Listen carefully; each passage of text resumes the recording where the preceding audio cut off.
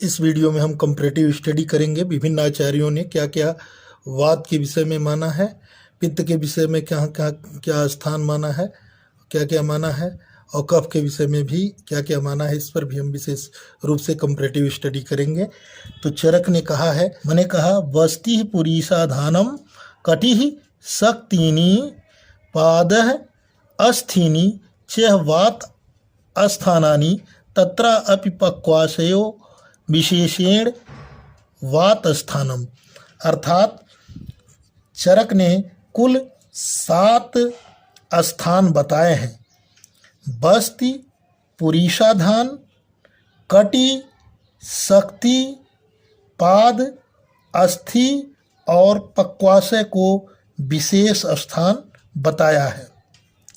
फिर उसके बाद सुश्रुत ने कहा है कि दोष स्थान गत ऊर्ध्वश्यामः तत्र समासेन वातः श्रोणीगुद संश्रयः तद ऊपर अधो नाभेः पक्वाशयः। मतलब क्या हुआ कि इन्होंने बताया कि श्रोणी गुदा को वात का स्थान बताया। वात का स्थान सुश्रुत ने श्रोणी गुदा बताया, मतलब 2 स्थान बताया है, श्रोणी और गुदा। लेकिन इन्होंने पक्वाशय की स्थिति बताई है कि श्रोणी गुद संश्रय तद ऊपर्यो अधो नाभे पक्वाशय। मतलब श्रोणी गुदा के ऊपर नाभि के नीचे पक्वाशय है। अर्थात इन्होंने पक्वाशय की स्थिति बताई है, लेकिन वात को इन्होंने बताया है विशेष स्थान श्रोणी और गुदा ही। उसके बाद वाग्भट ने कहा है ते व्यापिनो अपि हन्नाभ्यो अधो मध्यो ऊर्ध संश्रयाः। मतलब हृदय नाभि के अध प्रदेश में वात का स्थान है, हृदय नाभि के मध्य प्रदेश में पित्त का स्थान है, हृदय नाभि के ऊर्ध्व प्रदेश में कफ का स्थान है। एक तो ये इन्होंने वाग्भट ने बताया। फिर वाग्भट ने ये जो श्लोक बताया है ये अष्टांग हृदय सूत्र 1/7 ने बताया है, लेकिन अष्टांग हृदय सूत्र 12 से 1 से 3 वाले में उन्होंने बताया है कि पक्वाशयः कटि शक्ति श्रोत अस्थि स्पर्शनेन्द्रियम स्थानम वातस्य तत्रायपि पक्वाधान विशेषतः। अर्थात वाग्भट ने 6 स्थानों का वर्णन किया है। कटि शक्ति अस्थि श्रोत स्पर्शेंद्री और पक्वाशय, जिसमें से उन्होंने पक्वाशय को विशेष स्थान बताया है। फिर उसके बाद काश्यप ने 3 स्थान बताए हैं, अधोनाभि, अस्थि और मज्जा। श्लोक नीचे दिया हुआ है, अधोनाभि अस्थि मज्जानो वातम स्थानम प्रचक्षते। मतलब अधोनाभि, अस्थि और मज्जा ये जो है वात के स्थान है। इस प्रकार काश्यप ने 3 स्थान बताए हैं। उसके बाद तत्र पक्वाशय कटिः शक्तिनी पाद अस्थीनि स्तोत्रम स्पर्शनम च वात स्थानानि अत्र च पक्वाशयो विशेषेण। मतलब उन्होंने पक्वाशय को विशेष स्थान बता दिया। तो एक ये हो गया, दूसरा हो गया कटि, तीसरा हो गया शक्तिनी, चौथा हो गया पाद और 5वां हो गया अस्थि और 6ठा हो गया स्पर्श श्रोत और स्पर्श इंद्री। तो श्रोत और स्पर्श इंद्री, तो अर्थात अष्टांग संग्रह ने भी, तो इन्होंने भी 7 स्थान बताए। तो 7 स्थान इन्होंने भी बताए वात के, उसमें से पक्वाशय को विशेष स्थान बताया। और इधर भी देखते हैं अष्टांग हृदय ने कितने स्थान बताए, तो पक्वाशय कटि शक्ति 3 ये हो गया, पक्वाशय कटि शक्ति 3 ये हो गया, स्रोत 4, अस्थि 5, स्पर्शेंद्री 6, और तो इन्होंने 6 बताए हैं। अष्टांग हृदय ने 6 बताए हैं, जिसमें से पक्वाशय है, कटि है, शक्ति है, स्रोत है, अस्थि है, स्पर्शेंद्री है। इन्होंने 6 स्थान बताए हैं। तो पक्वाशय 1 हो गया, कटि 2 हो गया, शक्ति 3 हो गया, स्रोत जो है 4 हो गया, अस्थि 5 हो गया, स्पर्शेंद्री 6 हो गया। तो अष्टांग हृदय ने 6 स्थान बताए हैं, जबकि अष्टांग संग्रह ने 7 स्थान बताए हैं। 7 स्थान बताए हैं। उन्होंने पाद जो है एक एक्स्ट्रा बताया है, क्योंकि इन्होंने फिट को नहीं बताया है। तो अष्टांग हृदय में 6 स्थान, और वृद्ध वाग्भट या उनको वाग्भट कहिए, ये दोनों में बड़ा कन्फ्यूजन है कि उनको वृद्ध वाग्भट कहते हैं, लेकिन रचनाएं ऐसा लोग मानते हैं कि वृद्ध वाग्भट पहले लिखी गई तो वो गद्य रूप में थी, तो नहीं उतना वो इफेक्टिव थी। वाग्भट ज़्यादा प्रचलित हुई तो वो जो है तो उन्हीं ने लिखा है, ऐसा कई जगह कहा जाता है। इस नाते अगर देखा जाए अष्टांग संग्रह ने, तो इन्होंने जो है 7 स्थान बताए और इन्होंने 6 स्थान बताए, 1 2 3 4 5 6। तो इस तरह से इन्होंने बताया है। उसके बाद अष्टांग संग्रह के और अष्टांग हृदय जो है पद्य रूप में लिखी गई है। अष्टांग संग्रह जो है गद्य रूप में लिखी गई है। अष्टांग संग्रह पहले लिखी गई थी, अष्टांग हृदय जो है बाद में लिखी गई थी। चूँकि अष्टांग हृदय ज़्यादा प्रचलित हुई, पद्य के रूप में थी, इजी पढ़ने में आ रहा था, और अष्टांग संग्रह गद्य के रूप में था, इस वजह से थोड़ा डिफिकल्ट था। इस वजह से, लेकिन दोनों के रचयिता एक ही हैं। दोनों के रचयिता एक ही हैं। कुछ लोग इनको वृद्ध वाग्भट मानते हैं, इनको वाग्भट मानते हैं, कुछ लोग दोनों को वाग्भट मानते हैं। उसके बाद अगर इन सभी आचार्यों का कोरिलेशन करें, तो वस्ति पुरीसाधान पाद ये चरक ने माना है, और वस्ति पुरीसाधान पाद चरक ने माना है। जबकि पाद को जो है अष्टांग संग्रह ने भी माना है, लेकिन वस्ति पुरीसाधान को उसने नहीं माना है। लेकिन पाद को जो है आपको अष्टांग संग्रह ने भी माना है। कटि को चरक और वाग्भट ने माना है। कटि को चरक और वाग्भट ने माना है। अस्थि को चरक, वाग्भट और काश्यप ने माना है। शक्ति को चरक और वाग्भट ने माना है। स्रोत स्पर्शेंद्री को वाग्भट ने माना है। श्रोणी और गुदा को सुश्रुत ने माना है। पक्वाशय को चरक वाग्भट ने माना है। मज्जा को काश्यप ने माना है। श्रोणी को सुश्रुत ने माना है। फिर अब पित्त के बारे में देखते हैं। तो चरक ने पित्त के बारे में क्या बताया है? स्वेदो रसो लसिका रुधिर आमाशयश्च पित्तस्थानानि तत्र अपि आमाशयो विशेषेण पित्तस्थानम। मतलब क्या बताया? स्वेदो रसो लसिका रुधिर आमाशयश्च पित्तस्थानानि तत्र अपि आमाशयो विशेषेण पित्तस्थानम।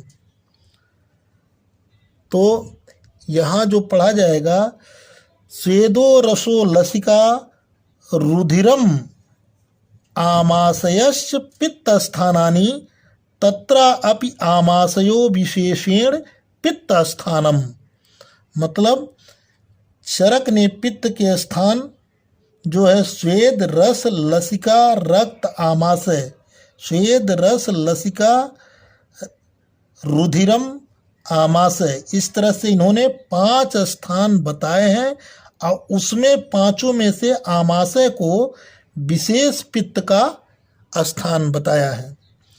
उसके बाद सुश्रुत ने क्या कहा? सुश्रुत ने 2 जगह पर बताया है। सुश्रुत ने 21/6 वाले श्लोक में बताया है कि तत्र समासेन, आगे डॉट डॉट करके फिर पक्व आमाशय मध्यम पक्व आमाशय मध्यम पित्तस्य, मतलब पक्वाशय आमाशय के बीच पित्त का स्थान बताया है। लेकिन उसी चैप्टर के दूसरे श्लोक नंबर में 21/5-6 में और उन्होंने स्थान बताया है अधो नाभेः पक्वाशय, अधो नाभेः पक्वाशय पक्व आमाशय मध्यस्थम पित्तस्य यकृत प्लीहानो हृदयम दृष्टि त्वक पूर्वोक्तम च, अर्थात उन्होंने जो है दृष्टि, त्वचा, यकृत, प्लीहा, हृदय, पक्वाशय आमाशय के मध्य जो है पित्त का स्थान बताया है। तो इस तरह से इन्होंने 6 स्थान बताए हैं, 6 स्थान बताए हैं। पक्वाशय आमाशय के मध्य एक स्थान हो गया जो है पित्त का, पक्वाशय आमाशय मध्य में पित्त का स्थान हो गया। दूसरा इन्होंने बताया यकृत, दूसरा, तीसरा प्लीहा हो गया, चौथा हृदय हो गया, 5वां दृष्टि हो गया और 6ठा त्वक हो गया। तो इस तरह सुश्रुत ने 6 स्थान जो है बताए हैं। फिर आते हैं वाग्भट्ट पे। तो वाग्भट्ट ने कहा ते व्यापिनो अपि हन्नाभियो अधो मध्यो ऊर्ध्व संश्रया, हन्नाभियोः अधो मध्यो ऊर्ध्व संश्रया, मतलब हृदय नाभि के मध्य में पित्त का स्थान, ऊर्ध्व में कफ का स्थान और अध में वात का स्थान। ये तो कॉमन बताया है वाग्भट्ट ने, लेकिन वो वाग्भट्ट ने अष्टांग हृदय सूत्र 12.1.3 में बताया है और स्थान बताया है। क्या बताया है कि नाभिः आमाशयः स्वेदो लसिका रुधिरम रसः दृक् स्पर्शनम च पित्तस्य नाभिः तत्र विशेषतः, मतलब उन्होंने बताया कि जो है स्वेद, रस, लसिका, रक्त, आमाशय, नाभि, चक्षु, स्पर्शेंद्री, इस तरह उन्होंने 8 स्थान बताए हैं। इस तरह उन्होंने वाग्भट्ट ने 8 स्थान बताए हैं। तो देखें, नाभि, आमाशय, स्वेद, लसिका 4 ये हो गए, रुधिर 5, रस 6, दृक् 7, स्पर्शन 8 और उसमें नाभि को विशेष स्थान बताया है। तो नाभि ऊपर पहले ही बता दिया, तो कुल 8 स्थान जो है अष्टांग हृदय ने बताए हैं। काश्यप ने इसके जो है काश्यप ने 4 स्थान बताए हैं। श्लोक में देखें, पित्तस्य आमाशयः स्वेदो रक्तम शह लसिका, मतलब लसिका, रक्त, स्वेद, आमाशय। तो 4 स्थान काश्यप ने बताए हैं। और फिर अष्टांग संग्रह ने कितने स्थान बताए हैं उसमें जरा चलते हैं। तो अष्टांग संग्रह ने भी 8 ही स्थान बताए हैं वाग्भट्ट की तरह। नाभिः आमाशयः स्वेदोर लसिका रसो रुधिरम चक्षुः स्पर्शनम च पित्त स्थानानि अत्र नाभि विशेषण। मतलब इसमें क्या हुआ कि अगर देखें तो नाभि, आमाशय, स्वेद, लसिका, रस, रुधिर 6 ये हो गए, और चक्षु 7 और स्पर्शन 8 स्थान इन्होंने भी बताया है, जिसमें से नाभि विशेषतः बताया है। नाभि को विशेष रूप से पित्त का स्थान बताया है। अगर इनको हम थोड़ा सा उस तरह देखें तो चरक सुश्रुत वाग्भट ने रस को माना है। चरक सुश्रुत वाग्भट ने रस को माना। याद करने के लिए रस चस्वा याद कर सकते हैं। सरला, चरक सुश्रुत, वाग्भट और काश्यप। सरला का मतलब क्या है? सरला का मतलब ये है कि स्वेद, स से स्वेद, और र से रक्त, ल से लसिका और आ से आमाशय। ये चरक सुश्रुत वाग्भट और काश्यप ने बताया है। नाभि को केवल वाग्भट ने माना है, तो इसलिए इसको हमने कहा नवा। तो नाभि को वाग्भट ने बताया है। उसके बाद स्पर्शेंद्री और चक्षु। स्पर्शेंद्री चक्षु को वाग्भट और सुश्रुत ने बताया है, तो सच वासु बोलेंगे। तो स्पर्शेंद्री और चक्षु को वाग्भट और सुश्रुत ने बताया। हैप्पी को सुश्रुत ने बताया है। हैप्पी में क्या क्या है? हैप्पी में है हृदय, आमाशय और पक्वाशय के मध्य, प्लीहा और यकृत। ये केवल सुश्रुत ने बताए हैं। ये केवल सुश्रुत ने बताए हैं। अब कफ के बारे में देखें तो कफ के बारे में बताया है। उरह शिरोग्रीवा पर्वण्य आमाशयो मेदश्च श्लेष्मणः स्थानानि तत्रा अपि उरो विशेषेण श्लेष्मणः स्थानम। अर्थात चरक ने 6 स्थान कफ के बताए हैं। उर, सिर, ग्रीवा, पर्व, आमाशय और मेद। तो देखें 1, 2, 3, 4, 5, 6, जिसमें से उर को उन्होंने विशेष कफ का स्थान माना है। सुश्रुत में आते हैं तो सुश्रुत ने श्लोक में बोला, पहले 21/6 श्लोक में बोला कि तत्र समासेन, उसका डाट डाट करके आमाशय श्लेष्मणः बताया है। तो एक स्थान तो उन्होंने आमाशय बता दिया है, आमाशय श्लेष्मणः। उसके बाद फिर आगे की लाइन में बोला, दूसरे श्लोक में उसी 21/7 में बोला है श्लेष्मणस्त उरः शिरः कंठ संध्य इति पूर्वोक्तस्य। मतलब क्या हुआ? इन्होंने बताया है सुश्रुत ने कि उर, सिर, कंठ, संधियां और आमाशय, जिसमें से आमाशय को उन्होंने विशेष स्थान बताया है। तो इस तरह 5 स्थान इन्होंने बताया है। जिस एक अगर हम आमाशय को ले लें, फिर दूसरा उर, सिर, कंठ, संधियां और एक आमाशय तो ही है। इस तरह इन्होंने 5 स्थान बताए हैं। फिर वाग्भट ने एक श्लोक में बताया है कि ते व्यापिनो अपि हिन्नाभियोः अधो मध्यो ऊर्ध्व संश्रया वयो। तो ते व्यापिनो अपि हन्नाभियोः अधो मध्यो ऊर्ध्व संश्रय। इसका मतलब क्या उन्होंने बताया कि हृदय नाभि के ऊर्ध्व प्रदेश में कफ का स्थान है, मध्य प्रदेश में पित्त का स्थान है और अध प्रदेश में वात का स्थान है।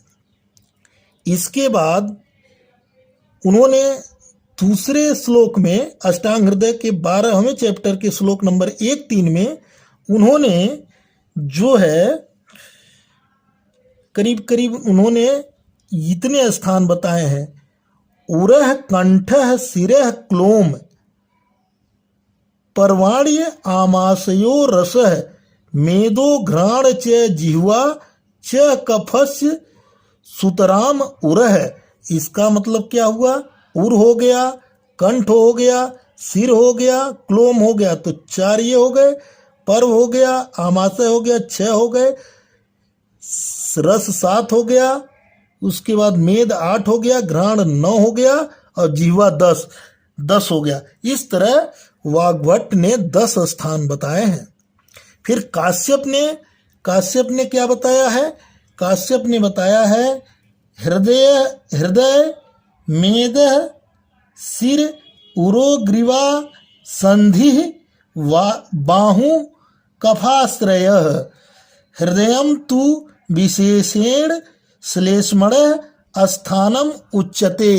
अर्थात काश्यप ने 7 स्थान बताए हैं। कौन कौन? हृदय, मेद, सिर, उर, ग्रीवा, ये 5 हो गए, संधि 6, बाहु 7, ये 7 स्थान बताए हैं।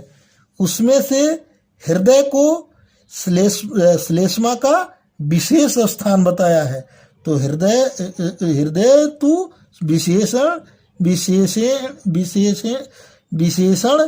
श्लेष्मण स्थानम, मतलब हृदय को काश्यप ने श्लेष्मा का विशेष स्थान बताया है। उसके बाद अष्टांग संग्रह ने जो बताया है, उरह, कंठः, शिरः, क्लोम, पर्वण्य, आमाशयो, रसः, मेदो, घ्राणम च रसनम च श्लेष्म स्थानानि, श्लेष्मस्थ नहीं, श्लेष्म स्थानानि, माने उन्होंने कहा कि अत्रायपि उरो विशेषेण श्लेष्म स्थानानि, उन्होंने कहा कि उर विशेष श्लेष्मा का स्थान है, लेकिन उन्होंने ये बताया उर, कंठ, सिर, क्लोम, पर्व, आमाशय, तो 4, 5, 6, रस हो गया 7, मेद हो गया 8, घ्राण हो गया 9 और रसन हो गया 10। इन्होंने भी 10 स्थान बताए हैं। उसमें से जो अष्टांग संग्रह ने कफ का विशेष स्थान उर माना है। ये तो हो गया इनका जो है विभिन्न आचार्यों का। अब अगर जरा देखें तो उर को चरक, वाग्भट, सुश्रुत और काश्यप ने माना है। सिर को चरक, वाग्भट, सुश्रुत, काश्यप और सारंगधर ने माना है। ग्रीवा को चरक, काश्यप ने माना है। ये सब कफ के बारे में बात कर रहे हैं। ग्रीवा को चरक और काश्यप ने माना है। कंठ को वाग्भट, सुश्रुत, सारंगधर ने माना है। और पर्व को चरक, वाग्भट ने माना है। संधि को सुश्रुत, सारंगधर और काश्यप ने माना है। आमाशय को चरक, सुश्रुत, वाग्भट और सारंगधर ने माना है। मेद को चरक, वाग्भट, काश्यप ने माना है। क्लोम, रस, घ्राण, जीभ ये वाग्भट ने माना है। हृदय को सारंगधर और काश्यप ने माना है। बाहु को काश्यप ने माना है। इसके बाद सारंगधर भी के बारे में भी आपको जानना पड़ेगा। तो सारंगधर ने कुछ और चीजें बताई हैं, उनके बारे में भी देखते हैं। सारंगधर ने कहा श्लोक में, मलाशये चरेत कोष्ठे वहिन्न स्थाने तथा हदि कंठे सर्वांग देशेषु वायु पंच प्रकारतः अपानः स्यात् समानः प्राणो दानो तथैव च व्यानश् इति समीरस्य नामान युक्तान अनुक्रमात्। अब इनको उसी क्रम में लेना है। तो मलाशय को उन्होंने अपान वायु का स्थान बताया। चरेत कोष्ठे वहिन्न स्थाने को समान वायु का स्थान बताया। तथा यदि प्राणस्य, प्राण का हृदय स्थान बताया है सारंगधर ने। उदान को कंठ बताया। उदान को क्या बताया? कंठ का। और तथैव च व्यानश्च सर्वांग देशु बताया है। व्यान को सर्वांग देश। इति समीरस्य माने वायु के नामान युक्तान अनुक्रमात, इस क्रम में उनका स्थान उन्होंने बताया है। लेकिन अब यहां देखें, प्राण वायु को नाभि भी बताया है, क्योंकि एक जगह बोला है नाभि प्राण पवने स्पृष्टवा हृदय कमलांतरम। सारंगधर ने एक जगह नाभि को भी प्राणवायु का स्थान बताया है, तो इसका मतलब हृदय और नाभि जो है प्राणवायु का स्थान सारंगधर ने बताया है। सारंगधर ने क्या बताया है कि हृदय और नाभि प्राणवायु के स्थान को बताया है। उसके बाद उदान के बारे में भी 2 स्थान बताए हैं। उदान को यहाँ कंठ बोला, कंठ जैसे, और वहाँ बताया है उदानो वायुर आधार है फुफ्फुस है। एक श्लोक और आया है उदानो वायु आधार है फुफ्फुस है, तो इसका मतलब कंठ और फुफ्फुस दोनों को उदान वायु का स्थान बताया है। तो ठीक है तो सारंगधर को मैं यहाँ से देखते हैं, तो सारंगधर ने अपान वायु को मलाशय बताया, प्राण वायु को नाभि हृदय बताया जैसा कि अभी बताया, उदान वायु को फुफ्फुस और कंठ बताया, समान वायु को कोष्ठ अग्नि स्थान वैन स्थान बताया, और व्यान वायु को सर्वांग देशेश बताया। ये जो है काश्यप ने बताया, अरे सॉरी सारंगधर ने बताया। काश्यप का तो पहले हो चुका है, ये श्लोक भी सारंगधर ने बताया है, और ये जो मैंने ऊपर वाला भी बताया ये भी सारंगधर ने बताया है। पाचक पित्त को सारंगधर ने अग्नाशय में बताया है, रंजक पित्त को वाग्भट ने आमाशय में बताया है, और रंजक पित्त को सारंगधर ने यकृत में बताया है। एक श्लोक आया है यकृतस्थ तत्र, वहाँ पर उसने सारंगधर ने यकृत को रंजक पित्त का स्थान बताया है। वाग्भट ने व्यान वायु का स्थान हृदय माना है, और साधक पित्त का भी स्थान हृदय माना है। सुश्रुत ने बोधक कफ का स्थान कंठ और जिह्वा माना है। सुश्रुत ने बोधक कफ का स्थान कंठ और जिह्वा दोनों माना है। अब आते हैं सारंगधर ने एक चीज और बताई है, क्योंकि अब सारंगधर के बारे में ही चर्चा कर रहे हैं। कफश्च आमाशये मूर्धिन कंठे यदि च संधिषु तिष्ठन करोति देहस्य ऐस्थैर्यं सर्वांग पाटवम क्लेदन स्नेहश्च च एव रसनश्च अवलंबनः श्लेष्मकश्च च इति कफस्य युक्तान अनुक्रमात्। माने जैसे उन्होंने कहा कि क्लेदक कफ को आमाशय माना, स्नेहक कफ को मूर्धा में माना, मूर्धिन माना, रसन कफ को उन्होंने कंठ में माना। उसके बाद अवलंबन को उन्होंने कफ को हृदय में माना। उसके बाद श्लेष्मक को संधि में माना। तो देखें कफ के बारे में भी इन्होंने अलग अलग माना है। इसी नाते ये क्वेश्चन पीजी में पूछे जा सकते हैं, इस वजह से मैंने इसको डिटेल बता रहा हूँ कि कफश्च आमाशयो मूर्धिन कंठे यदि च संधिषु तिष्ठन, ये माने रहते हैं, करोति देह से माने देह में क्या करते हैं, स्थिरता, सर्वांग पाटवम और पुष्टता, सर्वी अंगों में पुष्टता ले आते हैं और स्थिरता करते हैं। और इनको बताया क्लेदन का आमाशय में, क्लेदन आमाशय, स्नेहश्च मूर्धिन एवच रसनश्च कंठे अवलंबन